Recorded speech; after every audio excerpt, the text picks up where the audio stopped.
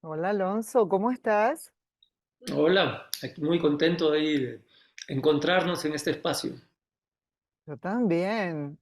¿Dónde estás?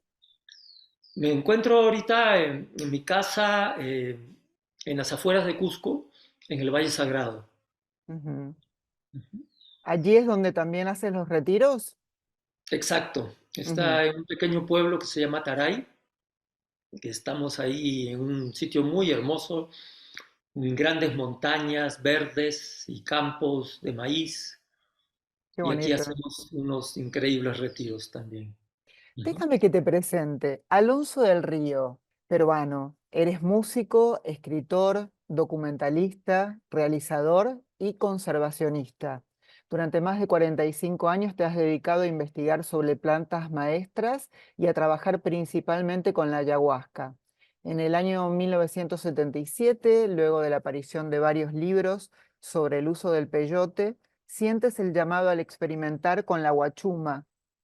Luego, en un viaje a la selva peruana, conoces el ayahuasca y a tu primer maestro shipibo, don Benito Arévalo. Vives en diferentes lugares de la Amazonía peruana, recibiendo la formación tradicional de un curandero. Como escritor has publicado dos libros, Tahuantinsuyo 5.0 y Los Cuatro Altares. Como músico creaste el primer Festival de Música Medicina y llevas editado unos 13 discos. Fundas el Centro de Sanación Ayahuasca Ailu, donde recibes gente de todo el mundo y donde promueven una forma de vida que integra la salud física, emocional e ideológica. Hoy estás promoviendo también tu primer película de ficción, Los Cuatro Altares. Bienvenido. Muchísimas gracias. ¿Cuántas vidas en una vida? Pues sí. Impresionante. Realmente, has tenido tiempo en este, o sea, te has dedicado el tiempo de poder bucear en diferentes ámbitos y en todos lo has hecho de una manera sumamente brillante. Tu alma te fue indicando diferentes caminos. A mí me gustaría que habláramos sobre los sueños y las plantas sagradas en esta conversación. Ujú. Pero primero, la primera pregunta que tengo es, ¿cómo eras de niño? ¿Eras retraído? ¿Eras curioso? ¿Qué tipo de niño eras? ¿Soñador? Acabas de mencionar las dos. Era retraído, pero era muy curioso. Entonces, sentía una necesidad por aprender cosas. Y bueno, empecé a tocar la guitarra cuando tenía 8 años. Entonces, siempre era muy dado a aprender. Me gustaba aprender hasta ahora, ¿no? Todo el tiempo. O sea, la vida, el día me queda corto para todo lo que intento aprender. Y es algo que disfruto mucho aprendiendo. Entonces luego, evidentemente eso se transforma en diferentes formatos a través de los cuales uno puede dar mensajes a la gente, ¿no? Por eso la música es un formato, los libros un formato, documental un formato, cine ficción otro formato. Y Ujú. ahí uno trata de usar simplemente los formatos como vehículos para transmitir el mensaje que llevamos. Vamos a empezar a hablar sobre el tema de la planta medicina. Y cuando a veces se habla de, de las plantas, se aborda desde una mirada medio científica o desde una mirada psicológica, si se quiere. A mí me gustaría hablar con el maestro curandero, desde la práctica, desde tu experiencia. Si las plantas sagradas despiertan la capacidad de acceder a nuestra verdadera realidad, al despertar, al verdadero despertar, ¿cómo fue en tu caso? A pesar de haber seguido, digamos, una formación tradicional en la Amazonía, eh, es imposible desde ese lugar explicar. Entonces, mi vida se convirtió justamente en un camino para tratar de facilitar esta explicación a Occidente. Entonces, sí tenemos que remitirnos, digamos, a cierta información que proviene de la ciencia y que la mayoría de las personas, digamos, maneja y que le es más accesible, ¿no? Entonces, yo creo que un poco por ahí va a ser la orientación que le podemos dar. Lo más importante de señalar es que no es exactamente un despertar de la conciencia, sino, mira, son 46 años que vengo tomando esta planta y mi conclusión es que eh, lo que hace en el ser humano es una expansión de la percepción, por ende de la conciencia. Entonces, no es que la conciencia se despierta, o sea, siempre hemos tenido conciencia, pero en niveles, digamos, inferiores, ¿no? Básicos. Todo el mundo es consciente. Eso es un hecho, digamos, que tenemos que entender o aceptar, simplemente que no queremos reconocer que hay niveles y niveles y niveles y niveles de conciencia. En sí mismo cada persona tiene un nivel de conciencia mayor o menor, ¿no? Pero tenemos como un pequeño trauma, es casi un trauma adolescente, en el cual no nos gusta de que se mencione que hay personas que tienen una conciencia superior y que tampoco nos gusta escuchar que hay personas que tienen una conciencia inferior. Sin embargo, esto es una realidad científica, es simplemente un tema de percepción. Así como hay personas que tienen, digamos, una visión superdotada, ¿no? Que tienen 20/20, en tema de audio también surge lo mismo, ¿no? Hay personas que están con una capacidad auditiva mucho mayor y así cada sistema de percepción se puede educar y se puede ampliar más allá de sus fronteras. Ahora, a nivel cognitivo, digamos, la conciencia también es susceptible de ser modificada y expandida, y ahí es donde las plantas sagradas hacen su obra de arte. No sé si tuviste la oportunidad de ver una película o un documental, en realidad era un documental, que se llama The Reality of Truth, que se filmó parte en Perú con Deepak Chopra y un montón de gente conocida. Tú sabes que a los gringos les gusta poner científicos hablando a cámara. Y ellos hablaban que muchos científicos piensan que el cerebro no produce la conciencia, sino que la filtra. Así Entonces, es, que al totalmente de ingerir acuerdo. la planta, esos filtros se van quitando. Y ya la visión Sí, periférica empieza a saber otras cosas. así es, eso es muchísimo más cerca de la realidad. He estado siguiendo, digamos, últimamente muchas publicaciones de neurociencia Ujú. y evidentemente hay una conclusión ya que toda la información que recibe nuestros sentidos van directamente al hipotálamo y a partir de allí es que se divide, digamos, ¿no? Es cuando las cosas cobran realidad. Porque el rojo es el rojo que yo veo y el do es el do que yo escucho. Eso no es una cosa objetiva, es simplemente una interpretación y más aún son interpretaciones que están de alguna forma condicionadas por toda una experiencia anterior. Esto Ujú. es realmente muy interesante. Entonces, a estas alturas, el paradigma de la realidad única ha sido destronado por la ciencia. Muy Ujú. interesante, porque bueno, volver a la realidad que nosotros conocemos como realidad, ¿qué sería una definición tiempo-espacio, lo que uno Claro, es creó? una definición muy reducida, no es simplemente una convención social de decir qué cosa es real. Ujú. Hablando acerca de tu experiencia, y te quería preguntar, tú que pasaste por diferentes anteógenos y que conoces la Huachuma o el San Pedro, ¿cuál dirías tú que sería, ya que te enamoraste de la ayahuasca como guía, como maestra, planta maestra, no sé si así se le puede llamar, Ujú. cuál dirías tú que sería la diferencia entre una planta y la otra, en tu caso? Pues yo creo que cada planta específicamente es como una herramienta, ¿no? Muy particular que, pues, por decirlo, te ilumina ciertas partes, ¿no? Mm. Entonces, Sí hay una gran diferencia para mí entre la ayahuasca y la huachuma, y la verdad es que me gusta trabajar con las dos, porque para mí la ayahuasca me aporta una experiencia 100% interior, ¿no? Yo exploro mi profundidad, incluso todo lo que puede encontrarse en el subconsciente, ¿no? Todas las sombras, toda esta parte.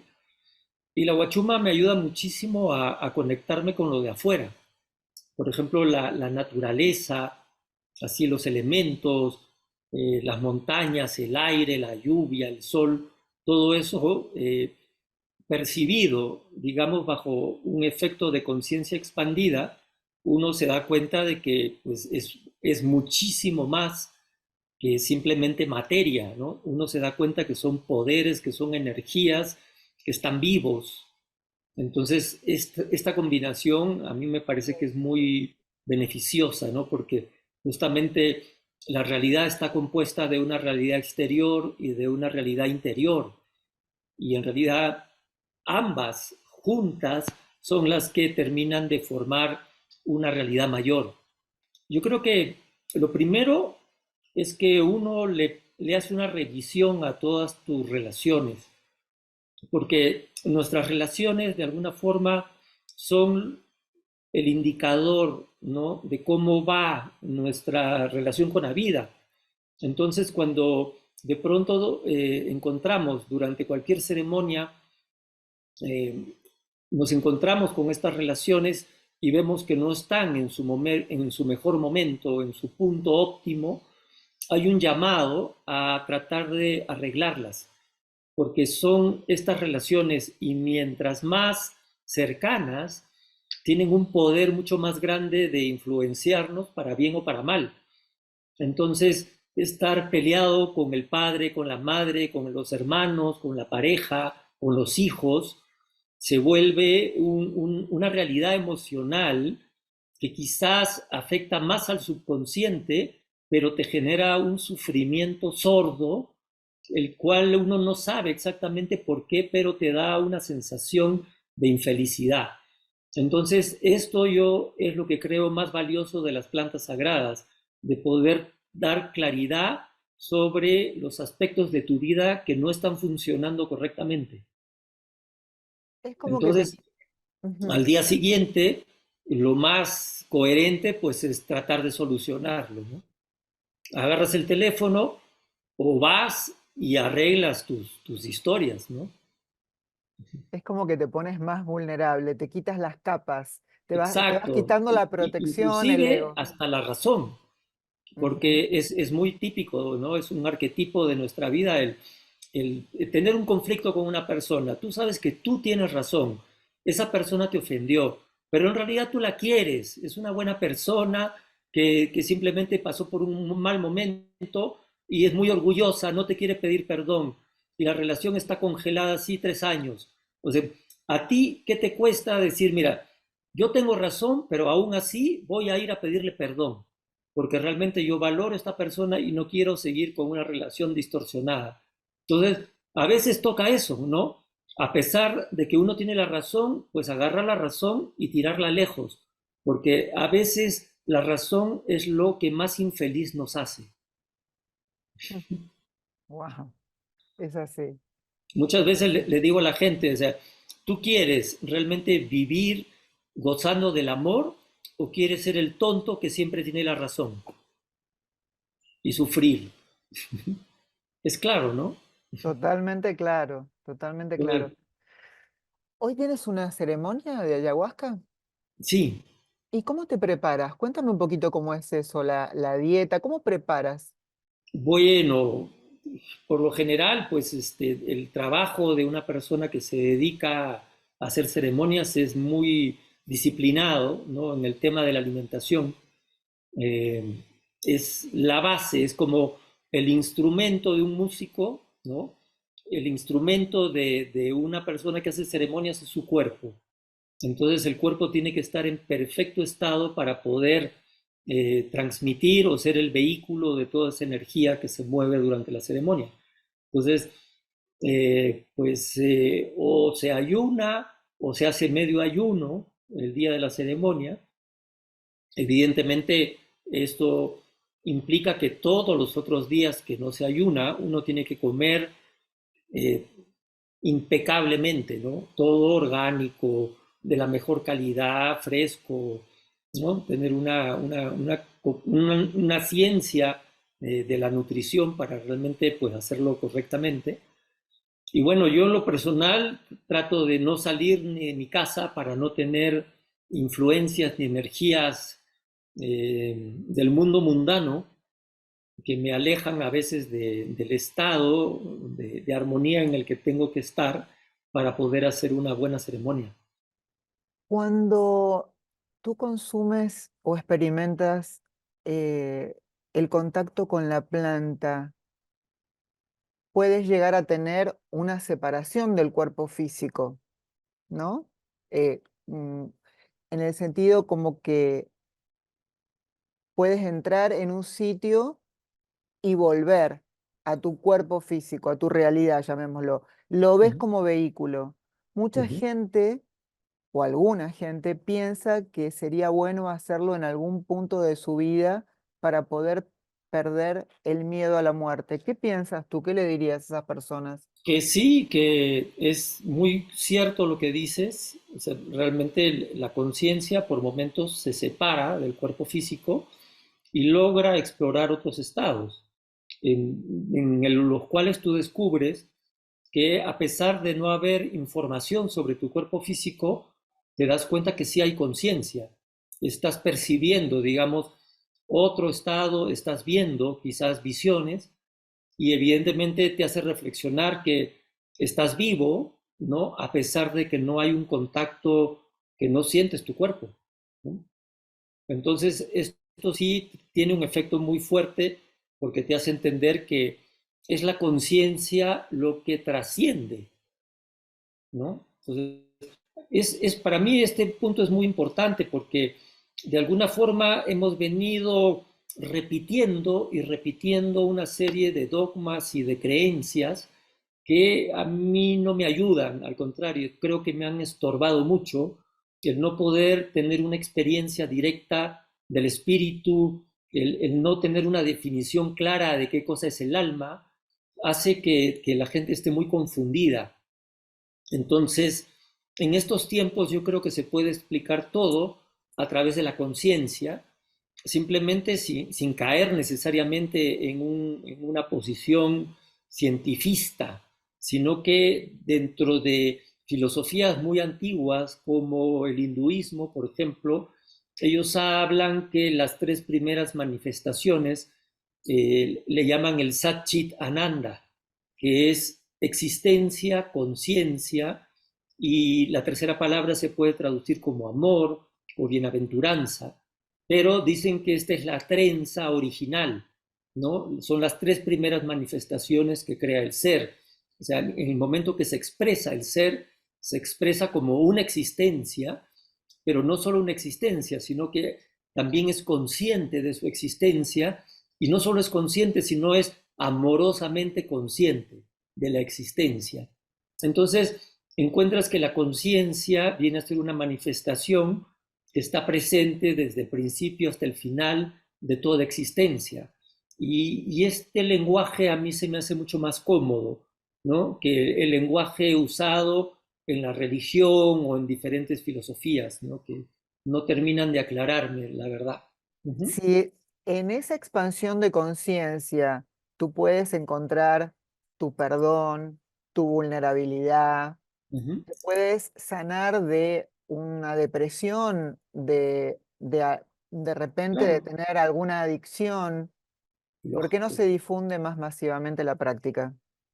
Porque en general, o sea, no solamente presenta este tipo de beneficios, ¿no? Que es innegable, o sea, puedes arreglar muchas cosas, puedes perdonar, puedes deshacerte de malos hábitos, de vicios, pero por otro lado también te va a abrir los ojos frente a una realidad muy compleja y evidentemente hay ciertas personitas allá arriba que no están muy felices de que muchas personas a la vez abran los ojos. Entonces, evidentemente, tiene que haber todo un mecanismo social para difamarla, para menospreciarla, para que no pueda expandirse realmente y cumplir este beneficio de ayudar a la gente a abrir los ojos.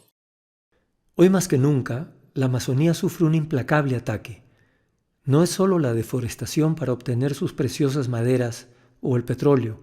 Desde hace años, la minería del oro está causando la peor destrucción.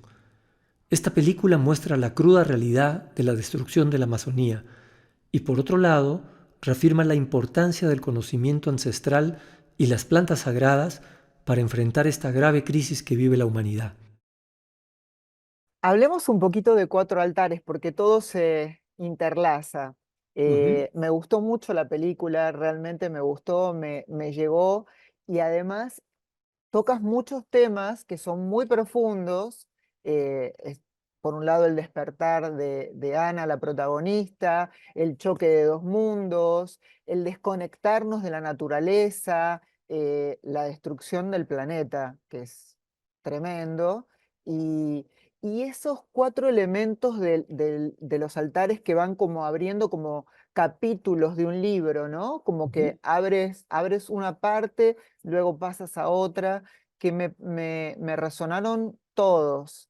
ujú. Em, y uniéndolo al tema de la ayahuasca, eh, me, me gustó mucho cuando ella despierta, que está tan feliz y agradecida por haber visto a su mamá. No quiero spoilear demasiado, pero le pregunta a Don Abel si esto continúa, si ella va a estar así en ese estado de felicidad.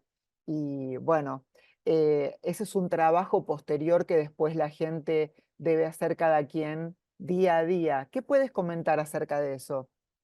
Sí, bueno, de hecho esa escena está puesta específicamente porque la gente se imagina que la ayahuasca es una sustancia que uno toma y ya se queda permanentemente iluminado.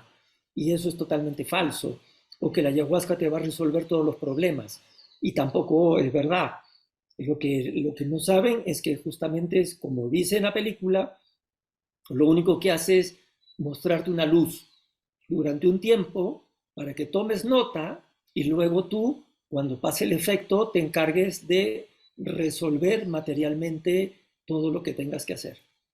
El arte tuvo un origen sagrado, tuvo un origen sanador, un origen terapéutico y que poco a poco fue abriéndose a otras formas y se fue volviendo entretenimiento, pero luego ese entretenimiento se fue distorsionando como simplemente satisfaciendo nuestros momentos de menor conciencia, en el sentido de que, por ejemplo, cuando estás realmente cansado, agotado, no te da la energía como para procesar arte que te cuestione, que te enseñe, que te motive, sino que estás un poco siguiendo la línea del menor esfuerzo. Entonces quieres un tipo de arte que no te haga pensar, ¿no? Simplemente que te conduzca y que te haga pasar esas horas, ese vacío en el que no quieres nada, que no te da la energía para leer, que no quieres saber nada del mundo y simplemente lo que quieres es pasar 2 horas para que llegue la hora de dormir y nuevamente otro día. Entonces, creo que antes que ampliar más el aspecto puntual de algunas escenas, es volver al punto esencial, digamos, de la motivación de hacer un arte que sea nuevamente sanador, que nuevamente nos conectemos con ese origen sagrado que tiene que ver con nuestra evolución. Y yo creo que ahí hay un problema muy grave, ¿no? En la sociedad, porque no hemos reaccionado, realmente hemos cedido nuestro poder al mercado y el mercado está imponiendo sus reglas y sus intereses, que simplemente es ganar dinero. El mercado no está hecho para satisfacer los intereses de la evolución humana. Yo creo que todavía el ser humano no es plenamente consciente del nivel de programación al cual está sometido y del cual el cine y los medios de comunicación son uno de los vehículos más importantes para programar a las personas. O sea, toda nuestra forma de conducta social ha sido programada por el cine y la televisión durante las últimas 5 décadas, ¿no? Entonces, yo creo que estamos intentando, a través de una nueva propuesta de cine, se puede hacer cine de buena calidad, técnicamente perfecto, pero no con una idea de programar a la gente, sino al revés, de desprogramarla. Tendemos a perder cada vez más profundidad. Es todo tan efímero y tan superficial que, bueno, eso está plasmado durante toda la película con el uso de celulares. Todo el tiempo la gente está, mensajes cortos, conexión corta, sin contacto alrededor, sin mirarse, y eso ha hecho también que nos desconectemos de la naturaleza, Exactamente. 100%, o sea, ese mensaje está bien claro. Y me gustó mucho que Abel señala en la película que estamos, dice, con respecto a la selva, en la farmacia del mundo. Uh-huh. Y a nivel ecológico y medioambiental, ¿cuáles son las mayores amenazas que sufre hoy el Perú? Bueno, yo creo que en general todas las selvas del mundo, ¿no? O sea, la presión por los recursos naturales, como así les llaman, evidentemente cada vez es mayor y mayor. Entonces, hay una urgencia de tomar en cuenta esto, o sea, de encontrar cuál es toda esta cadena que vincula a estas grandes corporaciones destructoras de los recursos naturales, porque, por ejemplo, ahora no solo ya se ha desaparecido el 50% de todo el bosque amazónico, y esto continúa y continúa porque el poder, digamos, destructor eh, que tiene el ser humano, gracias a la tecnología, cada vez es mayor. Entonces, ya está, por ejemplo, empezando la minería en el suelo marino. O sea, es increíble, o sea, ya estamos como llegando, o sea, no solamente hemos contaminado aire, mar, bosques, o sea, ahora ya estamos debajo del mar extrayendo los recursos sin ni siquiera medir el impacto ambiental que esto puede tener. Si tú le preguntas a la gente, ¿tú realmente estás preocupada por la ecología? Y te van a decir que sí, que se interesan, que todo el mundo se siente, ¿no? Que es algo importante.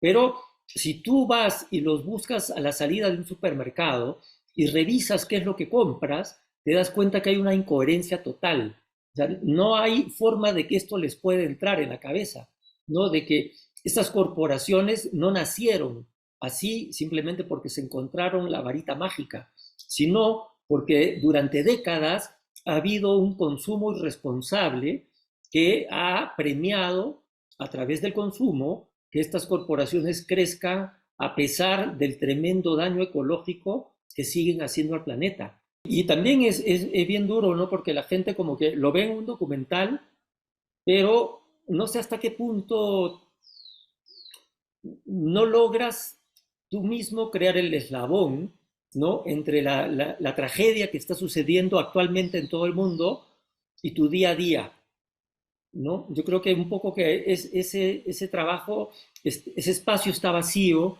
y de alguna forma todos, tú, yo, todos los comunicadores, tenemos que poner énfasis en eso, ¿no? Cómo relacionar a la persona normal con la manera de cambiar que las corporaciones sigan destruyendo el planeta, ¿no? Bueno, eso pasa con las guerras hoy día, el desinterés que hay, es muy cortito el tiempo en donde uno mira Gaza, mira Ucrania y Así después es. todo desaparece, eso es Sí, instantáneo. por eso hay un tema profundo que tiene que ver con la falta de empatía.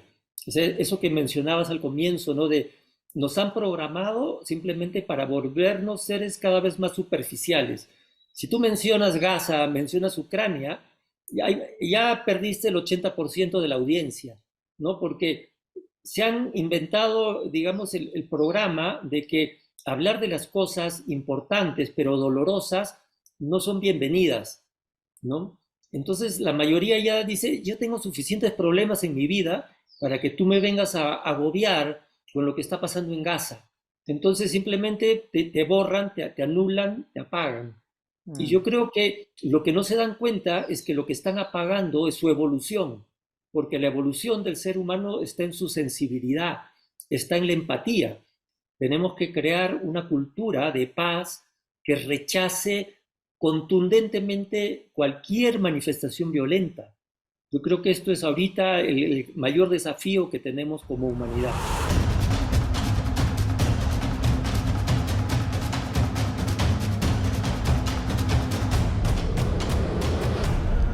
Todo va a estar bien. Te lo prometo. Te lo prometo. Voy a compartir el link de tu película para que la gente pueda entrar a verla. Y te quería preguntar, por último, ¿qué sentiste al entrar con tu equipo a filmar en la Amazonía, en la selva, después de haber vivido tantos años tu experiencia allí? ¿Cómo fue ese regreso desde otra mirada? ¿Cómo fue filmar en la selva amazónica?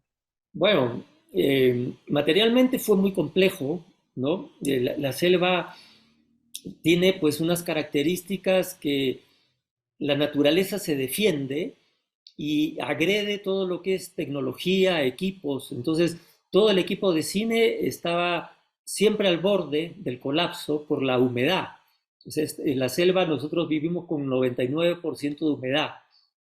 Todo se te destruye, las computadoras, los celulares, las cámaras. Entonces, había que hacer protecciones excepcionales, rezar para que no llueva, cuidar el equipo, que no haya ningún tipo de accidente, riesgo, ¿no? Que no se nos caiga nada al agua. Entonces fue toda esa parte logística muy compleja. Igual la selva de por sí, o sea, tiene muchísimo calor, muchísima humedad, muchísimos insectos. Hay que cuidar a la gente, todos, o sea, todo el personal técnico más los actores no tienen experiencia en selva. Entonces fue un rodaje complicadísimo a ese nivel, pero que dio un fruto maravilloso, o sea, realmente lograr captar toda esa belleza de la selva y como bien decías al principio, ¿no? El encuentro de dos mundos tan distantes, ¿no? O sea, la exitosa periodista que vive en Barcelona y de pronto se ve metida, ¿no? En una realidad sumamente agresiva, ¿no? O sea, simplemente el primer día casi muere. Entonces, eso es real. Alonso, un placer hablar contigo. ¿Hay algo más que quisieras decir o comentar? Me encantaría, lo que más quisiera en este momento es invitarlos a todos a ver la película, porque no es solo una película, es mucho más que una película, es un intento, así desde un pequeño y humilde ser humano, de enfrentarse a uno de los poderes más grandes, agresivos y involutivos a los cuales estamos enfrentando, que es el cine, y desde esta pequeña posición mostrarles que hay mucha gente que está dispuesto a poner en cine contenido de gran calidad que sin que necesariamente sea aburrido, sino todo lo contrario, devolver a la gente este contacto con los valores humanos, ¿no? Yo creo que esto es una de las cosas más importantes, que realmente seamos muy selectivos en qué es lo que nos metemos dentro de la cabeza. Muchas gracias, Alonso. Muchas gracias por compartir tu conocimiento, tu sabiduría y, bueno, tu tiempo, que es lo más valioso. Gracias. No, encantado. Pues ahí un saludo para todos los que te escuchan. Muchísimas Gracias. gracias. Gracias.